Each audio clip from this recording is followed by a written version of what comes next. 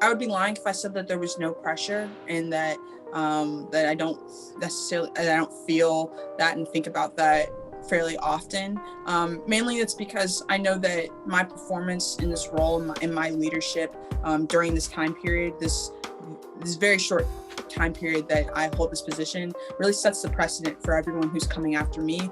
And it's something that I know how difficult it was for a lot of other people who look like me, other midshipmen and alumni who walk the same halls and had a very similar experience than I had. But the difference was that sometimes they may have been just as qualified as I am to hold this job, but they may have never had the opportunity just because of all the obstacles that were thrown at them during those time periods. And so that's something that I carry with me. I'd like to make them proud and carry on their legacy, and then understanding that there are a lot of people who are looking to me to really pave the way and open the door for all those who are coming after me too. So it's something that I'm very proud of, and I'm honored to hold this job, very humbled to hold this job, humbled that they picked me and that I have the privilege to carry on the legacy, but definitely is a huge responsibility.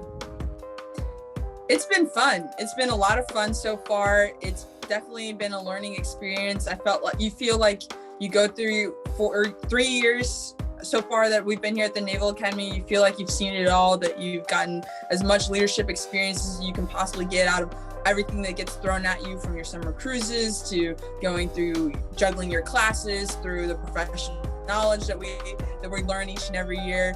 And you don't necessarily feel like you're ready for the fleet, and you feel like you've seen everything that anyone could possibly have to offer. At the very end of the day, I feel like already, no matter what, just because there's so much attention, and you just see the headlines all over the place of first Black female brigade commander. And so before I even talk with someone for the first time, most times they already know my entire life story. They know everything about me just from what they've met or what they've read in a news article, or if they heard in an interview such as this one.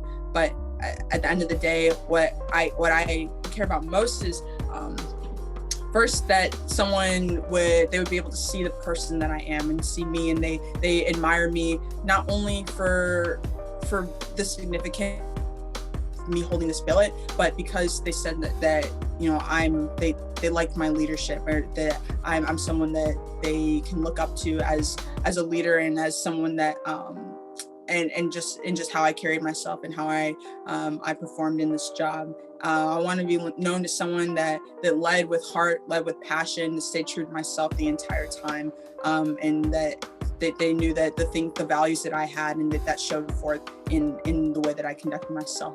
So that's, at the end of the day, that's what I would want my legacy to be, and that's something that I hope that I can carry out in the next couple of months.